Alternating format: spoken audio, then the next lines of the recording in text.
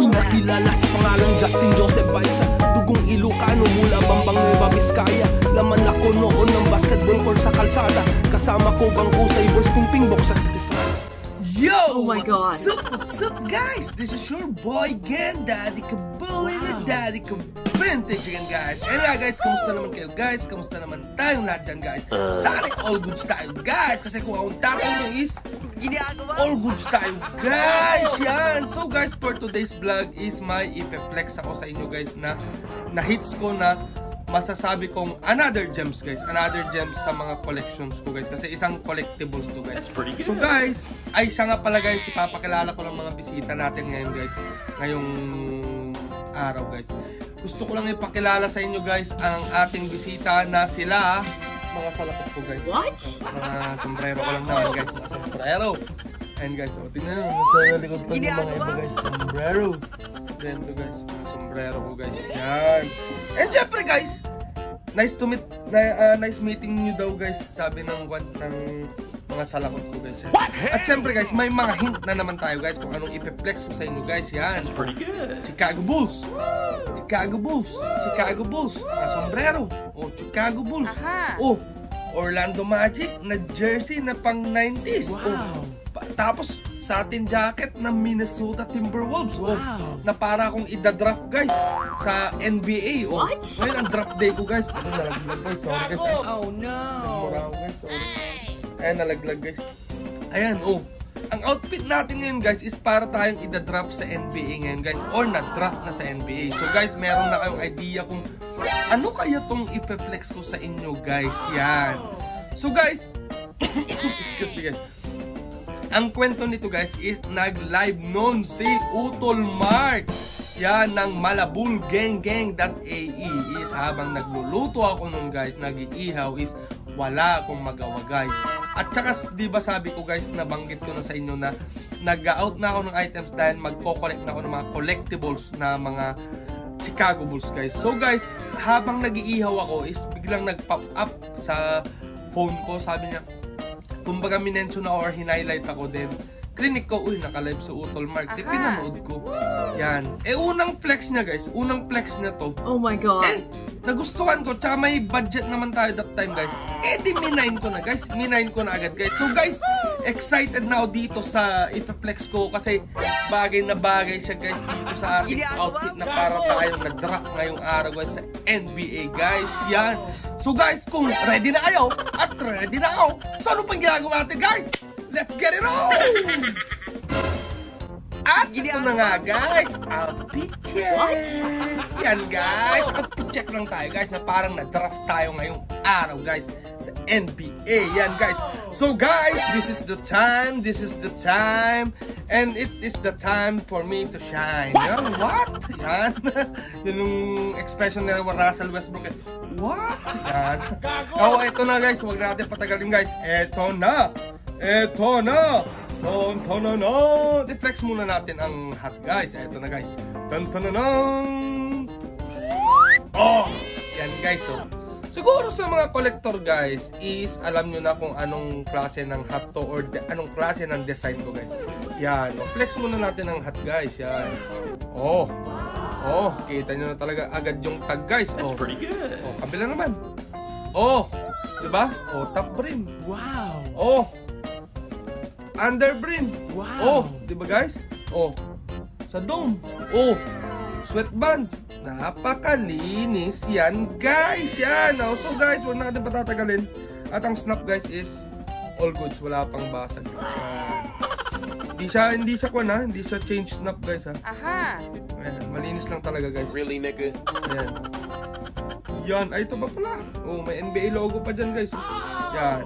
So guys, ang tag nga nito is di na natin patatagalin yan. Tatastas na nga yung tag na guys. Oh no! Is sports specialties made in Bangladesh guys. 20% wool and 80% acrylic. Yan. Pero ba, wool na to guys. Wool na wool. Wool. Then may NBA official license product siya dyan guys. Na tag.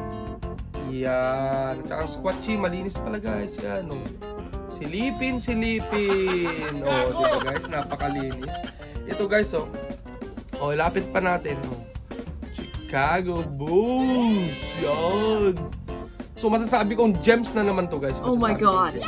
So guys, ito nga ang tawag nga dito. Ayan o, yung pagkabul nyo. Parang balahibo ko na naman guys pag nakita ko si Darling na galit sa akin guys. Tumitin. Yan. So guys, ang tawag nga dito sa hat na to guys is Vintage 90s Chicago Bulls Sports Specialties Laser Hat guys. Yan. Laser hat dahil dyan guys sa gilid. Yan, may laser. Ang daming laser niya guys or linya. Yan guys. At saka naghanap din pala ako ng shadow guys. Yan. Meron ako nakita kay Christian nun pero out of budget ako nun guys. Kaya okay lang. Madami pang darating yan guys. Mag-antay lang tayo kasi ang mga hilig naman natin or mga trip natin guys is andyan lang. Pero ang pangangailangan natin sa pera para sa pamilya natin is dapat maglaan tayo or mag-save tayo ng pera para sa family budget natin. Wag nyo din gagalawin guys ang family budget nyo. Sabi ko guys, mapapatak kayo ng mga asawa nyo guys kahit ang lalaki nyo na. Yan guys, balik na tayo dito guys sa Vintage 90s Chicago Bulls Sports Specialties Laser Snapback Hat guys. Yan, napakalinis naman guys. Ito guys is isusuot ko guys habang wag na pala. Wag ko nang isuot guys kasi meron na itong magandang bagay sila guys. Blue Minnesota Timberwolves guys. Yan, sorry guys, ang daldal ko guys. Ayan.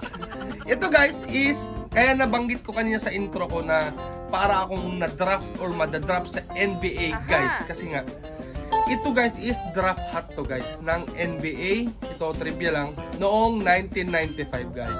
Noong 1995. Ang number 1 draft pick at that time is si Joe Smith guys kung di ako nagkakamali yan. Pero ito ipapakita ko. Madami din sila guys. Madami din sila. Ipapakita ko. Ang mga na draft dyan nun guys is sila Damon Stoudemire, Michael Finley, Kevin Garnett. Si Kevin Garnett is direct din from high school to NBA yan guys. Then sila Kurt Thomas, Brian Reeves yan. Brian Big Country Reeves yan. Then yun si Joe Smith, Antonio McDyess, Rashid Wallace yan, Jerry Stackhouse, Corliss Williamson, Brent Barry yan. Si Brent Barry din yan yung nag-attempt din, sumali din ng slam dunk contest yan.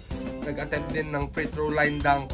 Yan, sila Bob Sura yan. Idol ko din yan si Bob Sura ng point guard. Yan, parang Mike Bibby, siya yung naunang Mike Bibby guys para sa akin si Bob Sura. Then Theo Ratliff, then etc. so on and so forth guys. Ayan nga guys, nakita nyo yung mga draft picks natin guys. Then nakita nyo din na suot nila yung mga ganitong hat ng team na nag-draft sa kanila guys. Tama, kung team who drafted them is suot nila guys. Yan, during the draft day. Yun lang yung mga sum of the draft class noong 1995 guys. Pero sa Chicago Bulls, hindi ko alam kung sinong na draft at that year guys sa Chicago Bulls. Wala akong nabasa or wala akong na saliksik guys. Yun. So guys, itong Chicago Bulls laser hat na to guys is nung nag-live sa Utol Mark is pinahits lang sa atin to guys sa halagang 500 dirhams guys. 500 dirhams. Ayan guys, aaminin ko na guys ha. 500 dirhams. May budget ako pero hindi ko kayang bayaran ng isang bagsakan yun. Pero dahil tropa is na binigyan tayo ng konsiderasyon ni Utol Mark guys. Yan. So sabi ko, Utol, out of budget na ako eh. Pero bayad muna ako ng kalahati, pwede 2 gifts na lang, sabi ko guys kay Utol Mark. Sabi naman ni Utol Mark, walang problema Utol, basta ikaw, basta ngumiti ka lang, sabi niya. Basta ngumiti ka lang is ito na lang tayo guys. Naalala ko tuloy si Utol Mark na buladas kasi din yun si Utol Mark, tawa din ng tawa pag magkasama kami.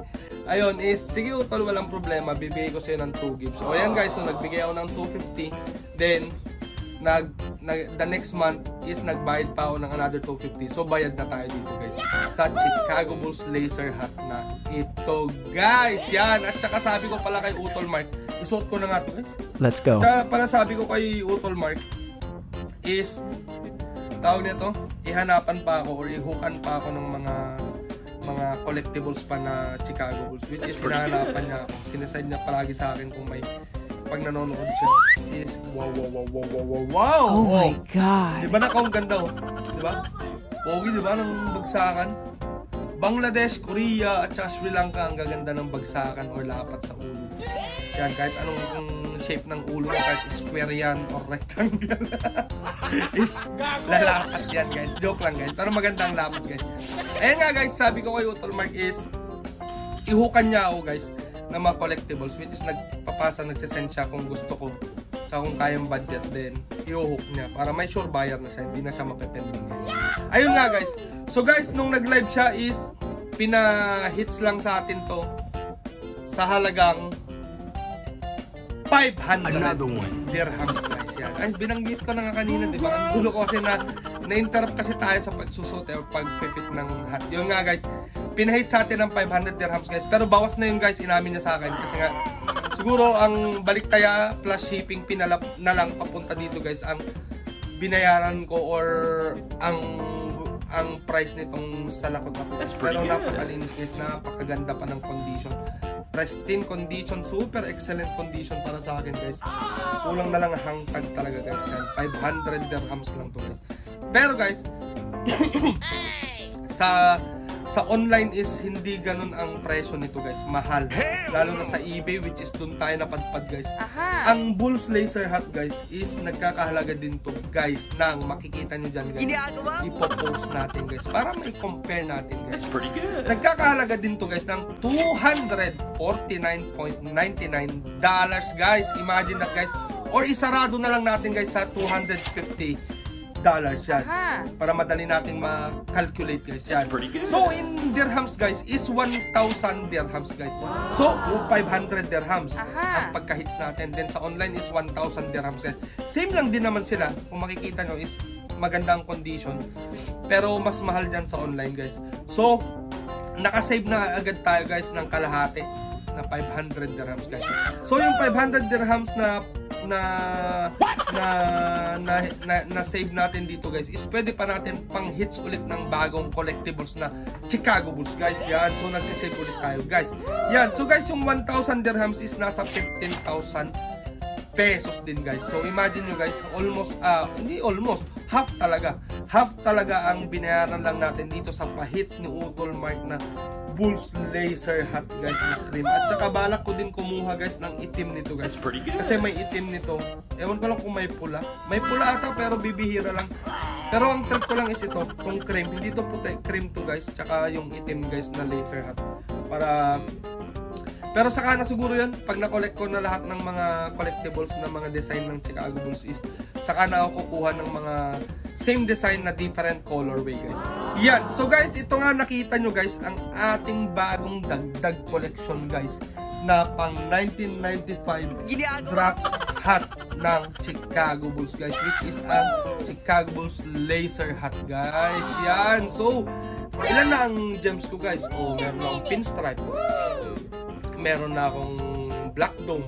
Then meron na din to guys. Pero para sa akin guys, lahat ng tong mga salakot ko guys na nandito sa paligid ko at lahat ng mga collection ko at lahat ng mga pinaghirapan kong bilhin para magkaroon ako is kino-consider kong gems guys. Yan. So para sa akin guys is gems lahat to guys. Ganon din sana kayo guys sa pagko-collect. Lahat sana makontento kayo kung anong meron kayo at kung anong meron kayo is i-consideran yung gems yan guys.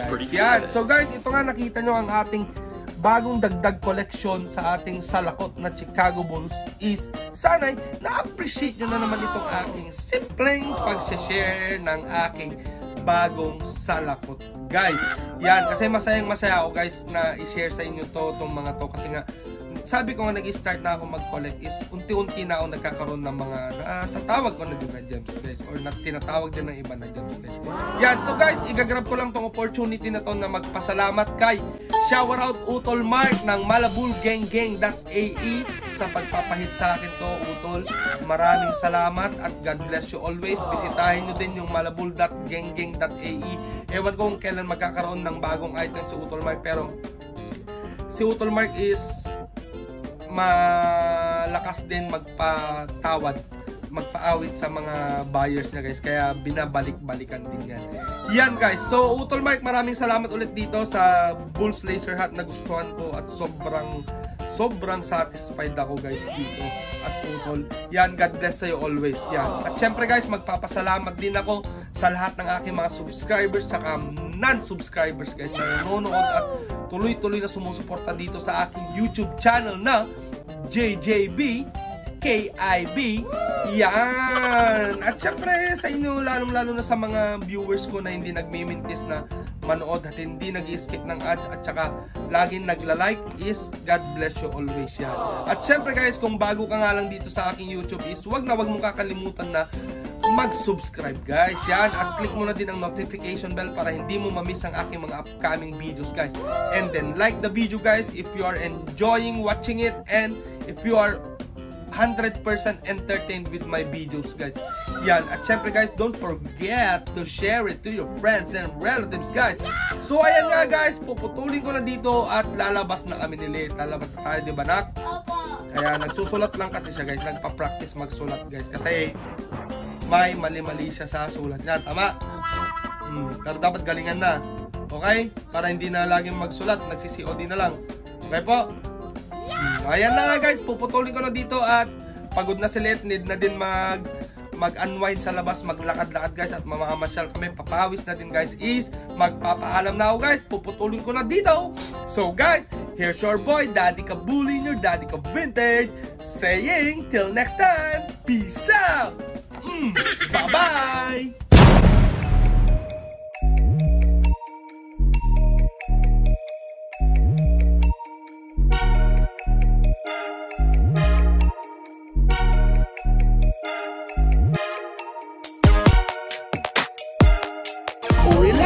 Baka naman ikay magtampo sa panahon kasi ngayon okay sa bamawan bibiyang ko. Yung angas ko kahit saan kayang-kayang dalhin, pero yung pagkahangin mo mukhang inborn yan, man.